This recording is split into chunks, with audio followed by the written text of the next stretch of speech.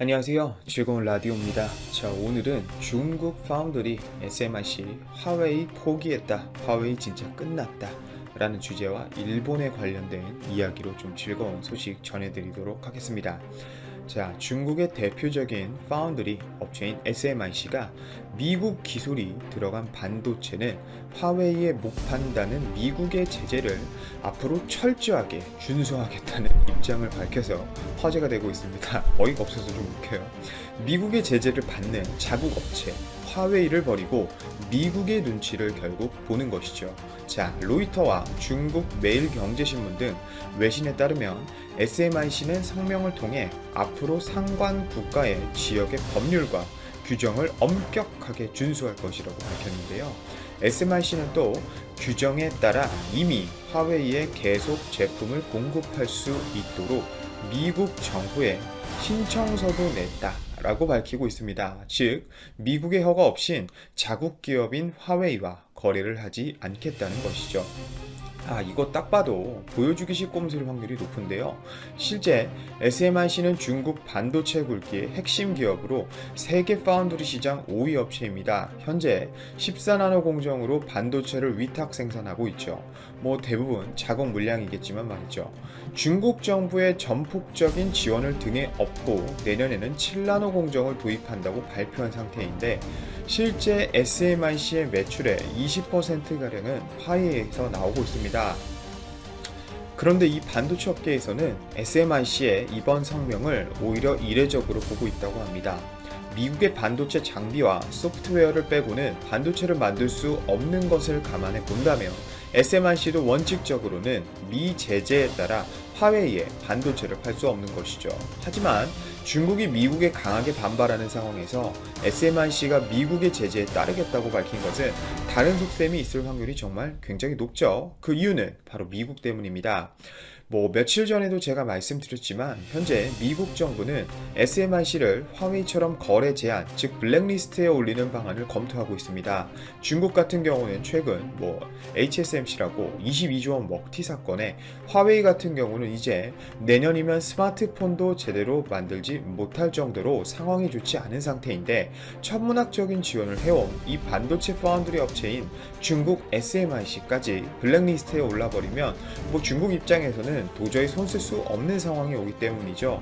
화웨이와 지금 똑같아지는 겁니다. SMIC에 주문도 넣을 수 없게 되겠죠. 결국 이 제재를 의식한 SMIC가 미국을 자극하지 않도록 백기투항해버린 것으로밖에 생각할 수 없습니다. 솔직히 말해서 SMIC가 미국의 수출 규제를 준수하겠다고 밝힌 것은 미국 정부 눈치 보기, 즉 떠보기 시작하는 거죠. 근데 여러분, 그거 아시나요? 화웨이 같은 경우는 통신 스마트폰, 칭하윤이 그룹은 반도체, BOE는 디스플레이, 샤오미는 가전, SMIC는 파운드리. 이거 어디서 많이 보던 거 아닌가요? 다 합치면? 어벤져스? 삼성전자가 모두 하는 일이 됩니다. 삼성전자의 모든 제품 포트폴리오를 그대로 베껴서 중국 공산당이 만든 기업들이에요. 그리고 심지어 우리나라 엔지니어들을 데리고 가서 키우고 대만 엔지니어들을 뺏어와 키우는 기업들이죠. SMIC가 아무리 미국의 눈치를 보더라도 미국이 이 SMIC를 블랙리스트에 올려주는 게 우리로서는 현재 정말 고마운 일입니다. 미국이 저 기업들에게 뭔가 제재를 가하지 않으면 고스란히 우리나라 기업들에게 피해가 올 거거든요. 특히 반도체 업체들 같은 경우에 말이죠. 여러분 아시겠지만 중국은 우방국이 편하게 살도록 양보하는 국가가 아닙니다. 역사적으로만 봐도 계속 주변국을 괴롭혀왔죠. 무조건 다 빼앗고 탈취하고 그리고 가져갑니다. 일본도 일본이지만 중국도 절대 경계를 늦춰서는 안 되는 나라임은 분명하죠. 특히 중국의 이 천인 계획으로 우리나라나 기타 해외 국가들의 특허 기술 빼가기가 아주 굉장히 노골적으로 이루어지고 있습니다. 특히 최근 자율주행 기술 같은 경우도 우리나라 최고 명문대학이라고 뽑히는 카이스트 교수를 몇 년 전에 돈으로 매수해서 기술을 넘기고 있다가 걸려서 현재 큰 이슈가 될 정도로 말이죠. 미국이 왜 이렇게 중국을 때리겠어요, 여러분? 바로 미국의 유학 유학생들이나 미국 취업으로 위장해서 배우고 습득한 기술을 아무 생각 없이 그냥 중국으로 유출시켜버리기 때문입니다. 정말 조심해야 할 나라들이 위아래 다 있어서 정말 머리가 아플 지경인데요. 기술 하나가 이제 기업의 존폐를 결정하고 더 나아가 주가를 결정하고 그 나라가 미래에 더욱 빛나게 되냐 마냐는 결정하는 열쇠가 되어가는 시기이기 때문에 어떻게 보면 미국의 이런 제재가 더욱 강력하게 작용해서 중국이 생각하는 꿈을 철저히 부숴주길 바랄 뿐입니다. 자, 그리고 또 좋은 소식인데요. 바로 일본 소니가 브라질에서 사실상 망했습니다. 그것도 우리나라 때문인데요. 일본 전자업체 소니가 브라질 북부 아마조나스주 마나우스 자유무역지대에서 가동 중인 생산 공간을 결국 폐쇄하기로 결정했습니다. 브라질 언론에 따르면 일본 소니는 성명을 통해 마나우스 생산 공장을 내년 3월 중 폐쇄할 예정이며 TV, 오디오, 카메라 등 제품 판매는 내년 중반까지만 유지될 것이라고 밝히는데요. 이에 따라 소니 마나우스 공장에서 근무하는 근로자 220여 명은 모두 해고가 됩니다. 안타깝네요. 소니 측은 변명 아닌 변명을 하고 있습니다. 외부 환경의 급격한 변화에 대응하고 지속 가능한 사업 환경을 강화하기 위한 결정이라고 밝혔으나 실제는 부진한 영업 실적 때문이겠죠. 인정하기 싫을 겁니다. 소니 측은. 그러나 소니 피처스와 소니 뮤직 등 다른 사업 부분은 영업 활동을 계속할 것이라고 소니 측은 발표했는데요. 소니는 지금으로부터 48년 전에 브라질에 진출했었습니다. 브라질 시장에서도 어느 나라에서나 같이 과거 한때 전자제품 시장을 선도하는 기업이었죠. 하지만 우리나라의 삼성전자와 LG전자, 즉 한국 기업에 밀리는 등 시장 확대에 더 어려움을 겪으면서 결국 공장 폐쇄를 결정한 것입니다. 글로벌 시장 조사 업체 GfK의 자료를 기준으로 올해 상반기 시장 점유율은 평판TV가 삼성 38.8%, LG 25.3%, 소니 2.6%입니다. 75인치 이상 대형 TV는 삼성 63.6%, LG 27.3%, 소니 8.8%고요. 그리고 최신 제품들이죠. QLED, OLED TV는 삼성 78.8%, LG 19.5%, 소니 1.1% 등으로 나타났습니다. 실제 브라질에서는 전기전자제품 업체들이 대형 TV와 프리미엄 제품을 중심으로 치열한 경쟁을 벌이고 있는데요. 소니는 우리나라, 즉 한국 업체들과의 경쟁에서 뒤처진 데다 시장 활로를 뚫지 못해 결국 마나우스 공장 폐쇄를 결정한 것이죠. 아시겠지만 패널 기술력도 떨어지기 때문에 우리나라 패널을 사다가 해외에 판매하고 있는 실정입니다. 결국 TV 생산 업체가 아닌 TV 조립 업체로 전락한 것과 다름이 없죠. 소니의 이런 몰락에 반해 우리나라는 또 철저히 준비하고 있습니다. 차세대 디스플레이 상용화에 속도를 내고 있기 때문인데요. 삼성 디스플레이는 국내외 주요 세트사에 퀀텀닷 디스플레이 시제품을 공급하며 양산을 위한 워밍업에 들어간 상태이고, LG 디스플레이는 연내 롤러블 디스플레이를 출하해서 새 성장 동력을 확보할 계획이라고 합니다. 세계 디스플레이 무게 중심인 이제 액정 표시 장치 즉 LCD에서 유기발광 다이오드, OLED 등 고부가가치 제품으로 빠르게 이동하는 가운데 차세대 기술과 양산 경쟁력을 무기로 주도권 선점에 나서고 있는 것이죠.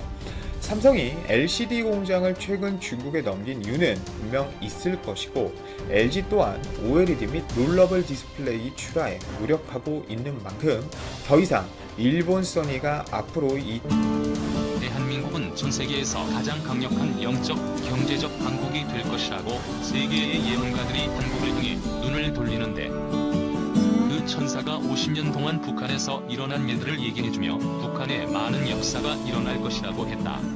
샹볼츠 올해 여름에 천사가 나를 찾아왔다. 이제 우리 세대의 휴전선이 사라질 것이다. 현재 남한 사람들은 통일 후 북한 사람들이 남으로 내려와 경제가 악화될 것을 두려워한다는 것을 얘기했으며, 하나님이 경제의 영을 남한에 주실 계획이라 하셨다. 그래서 하나님께서 남한의 세 가지 영역에서 신기술을 주시고 많은 나라에서 이것으로 인해 한국을 경제 파트너로 삼기 원하는 일이 일어날 것이라고 했다. 하지만 이 모든 것은 고비를 넘길 때 가능하다. 베니힌 한반도 위에 하나님의 천사들이 금대접에서 금빛 액체를 쏟아 붓는 환상을 보았다. 곧 북한이 해방될 것이며 자유가 올 것이다. 하나님이 한국을 쓰실 것이다. 또한 통일 후 한국은 전 세계에서 가장 강력한 영적, 경제적 강국이 될 것이다. 아이디페이크 북한이 해방되고 한국은 영적 강국이 된다. 하지만 앞으로 다가올 고비를 넘겨야 한다. 신디 제이콥스 하나님께서 말씀하시길 내가 한국에 기름을 부어줄 것이다. 제가 기도할 때 하나님께서 비전을 보여주셨다. 내가 한국 사람을 쓸 것이다. 라고 하셨다. 하나님께서 한반도 위에 하나님의 숨결을 보이시고 그 숨결이 강력한 바람이 되어서 중국까지 계속 날아가고 곧 모든 아시아 대륙과 전 세계는 그 바람이 뒤덮는 것을 보았다. 또 하나님께서 북한을 보여주셨다. 북한에 있는 악의 권세가 무너질 것이며 기적적인 회복의 역사를 북한에 허락하실 것이다. 그래서 누구든 북한에 가면 이게 어떻게 된 일이야? 믿을 수 없다. 하나님께서 북한을 흔드실 것이며 북한의 문이 열릴 것이다. 정말 굉장한 일이다라고 말할 것이다. 한국은 통일이 될 것이며 엄청난 영적, 물질적 부강함을 하나님께서 한국에 쏟아 부어주실 것이다. 한국을 열강 중에 뛰어난 나라로 세우실 것이다. 참고로 신디 제이콥 목사님은 기독교 세계 3대 예언 사역자 중 한 사람으로 독일 통일 1년 전에 정확히 1년 뒤 베를린 장벽이 무너진다. 독일은 통일이 되어 하나가 된다. 라는 예언 외에 여러 예언들을 해서 그 정확도가 매우 높아 신망이 두터운 분이라는데 캐서린 브라운 하나님이 주신 환상을 통해 나는 서울 위에 하늘이 열려지는 것을 보았다. 위를 바라보자 하나님의 보좌가 보였고 그 광경은 분명했으며 장엄했다.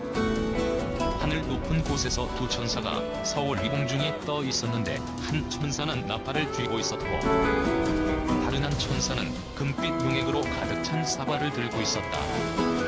첫 번째 천사가 나팔을 불기 시작하자 두 번째 천사도 그 사발을 남한의 수도에 쏟아 붓고 있었습니다. 곧 그물길이 전 세계로 퍼져나가는 것을 보았습니다. 곧 하나님은 북한에 대한 환상을 보여주셨다. 하나님께서 말씀하셨다. 길게 연결된 철책이 보였다. 내가 가련한 그들을 더 이상 그냥 두지 않을 것이다. 나는 그들을 지키는 아버지이기 때문이다. 나는 북한에 나의 이름을 입증할 것이고 나의 영광은 현재 감옥에서 괴로워하고 있는 많은 사람들을 해방시킬 것이다. 그들은 감옥과 박해의 찬소로부터 자유롭게 걸을 것이다. 릭 조이너 한국은 장차 전 세계에서 가장 중요한 전략적 요충지 중 하나가 될 것이다. 북한의 놀라운 변화의 문들이 열리게 될 것이다. 두 개의 분단된 국가가 재연합하는 역사가 일어나게 될 것이고 그때 한국은 영적인 면에서나 경제적인 면에서 지구상의 국가들 중 가장 강력한 국가들 중 하나가 될 것이다. 이것은 또한 동북아시아의 경제가 세계에서 두 번째로 강력한 지역이 되는데 도움을 주게 될 것이며 경제적으로도 일본과 독일을 뛰어넘게 될 것이다. 또한 앞으로 올 혼돈의 때에 국가들을 안정시키는 역할을 할 것이다. 남북한 두 나라는 역사적으로 열강의 억압을 겪었다. 그러나 그 과정 속에서도 두 나라는 권위에 대해 놀랄 만한 경의를 표해왔고 이로 인해 앞으로 다가올 무법이 성행할 시기에 빛의 역할을 할 것이다. 만약 영적 파수꾼들이 그때가 이르기 전에 지쳐버리거나 그들의 경계 태세를 소홀히 한다면 큰 위험이 도래할 것이다. 채한 하나님께서 장차 한국에 기름을 부으실 것이다. 하나님께서는 내가 한국을 때 주수 때 지도자로 세웠다고 하셨다. 중국인 목사 예언 사역자 채한 불과 몇십 년 전만 하더라도 형용사라는 수식어를 어마어마하게 붙여도 코리아라는 나라를 설명하기에 부족했던 동방에 해 뜨는 나라, 조그마한 나라, 대한민국, 코리아. 한국의 정치 예언가 자신들도 왜 하나님께서 예언가에게 찾아가 예로부터 백의 민족이라는 동방레이지국이라는 나라, 한국을 향해 이렇게 많은 예언가들을 통해서 예언을 하는지 예언가 자신들도 몰라서 궁금해서 의아해서